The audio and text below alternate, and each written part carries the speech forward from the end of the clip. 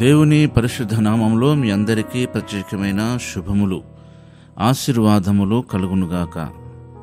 Today's God's promise. రాజుల 2వ గ్రంథం 20వ అధ్యాయములో నుండి 5వ వాక్య భాగం. నీవు తిరిగి నీ ప్రజలకు అధిపతి అయిన హిజ్కియా యొద్దకు పోయి అతనితో ఇట్లనము, నీ పితరుడైన దావీదునకు దేవుడగు యెహోవా నీకు సెలవిచ్చినదేమనగా, నీవు కన్నీళ్లు విడుచుట చూచి తిని నీ ప్రార్థన నేను అంగీకరించి ఉన్నాను. నేను నిన్ను బాగు చేసేదను. నీ ప్రార్థన అంగీకరించి ఉన్నాను. నేను నిన్ను బాగు చేసేదను. నీ ప్రార్థన నేను అంగీకరించి ఉన్నాను. దేవుడు నువ్వు చేసే ప్రతి ప్రార్థనను యాక్సెప్ట్ చేస్తాడు, ఇష్టపడతాడు. ఎందుకని యాక్సెప్ట్ చేస్తాడు, ఇష్టపడతాడు, అంగీకరిస్తాడు అంటే, నీ జీవితం అంతా, నీ భవిష్యత్ అంతటిని చూచినవాడాయన. ఎప్పుడు ఎలా ప్రవర్తిస్తావో, ఎప్పుడు ఎలా తప్పు చేస్తావో, ఎలా నీ బిహేవియర్ ఉంటుందో ఆయన కంటే ఎవరికి ఎక్కువ తెలియదు. ఆయనకే నీ గురించి చాలా తెలుసు. కనుకనే నీవు కన్నీళ్లు విడుచుట నేను చూచి తినన్నాడు, నీ ప్రార్థనను అంగీకరించి ఉన్నానన్నాడు, నిన్ను నేను బాగు చేసేదని అన్నాడు. ఈ విషయాలు హిజ్కియాతో చెప్పిన మాటలు. కానీ ఈ రోజున నీతో చెప్తున్నాడు. నీ ప్రార్థనను ఆయన అంగీకరించి ఉన్నాడు. ఆయన నీ కన్నీళ్లను చూచి ఉన్నాడు. నువ్వు కన్నీళ్లు విడుచుట చూచి తిని నిన్ను నేను బాగు చేసేదని అంటున్నాడు.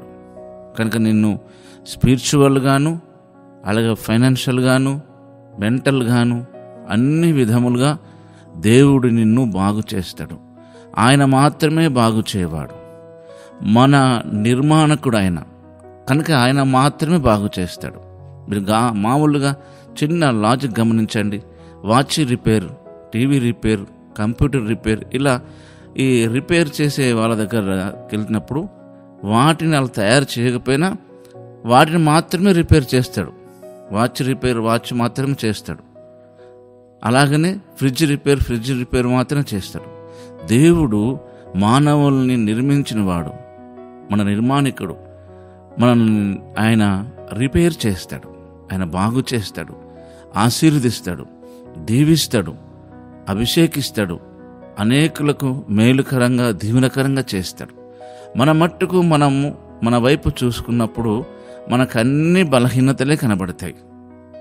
అలాంటప్పుడు దేవుడి విషయంలో మనకు ఎలా పాజిటివిటీ ఉంటుంది, ఎలా దేవుని గురించి మంచి భావం కలిగి ఉంటాం? ఉండలేం కదా. ఏ కష్టం వచ్చినా, ఏ బాధ వచ్చినా, ఏ నష్టం కలిగినా, ఏ ఇబ్బంది కలిగినా దేవుడు ఏదో చేస్తున్నాడని భయమే కలుగుతుంది కదా. హిజ్కియా విషయంలోనూ అదే జరిగింది. దేవుడే ఆ విషయం చెప్పాడు, నువ్వు మరణమవుతున్నావని. ఆ దేవుడు చెప్పిన మాటలకు భక్తుడు హిజ్కియా నిజంగా ఆన్ ది స్పాట్లో చనిపోవాల్సిందే. కానీ దేవుని దగ్గరికి వెళ్ళి మొరపెట్టుకుంటున్నాడు ఆయన. దేవుడు తన మనసును మార్చుకున్నాడు. చాలామంది అంటారు దేవుడు తన మనసును మార్చుకోడు, తన చిత్తాన్ని మార్చుకోడని.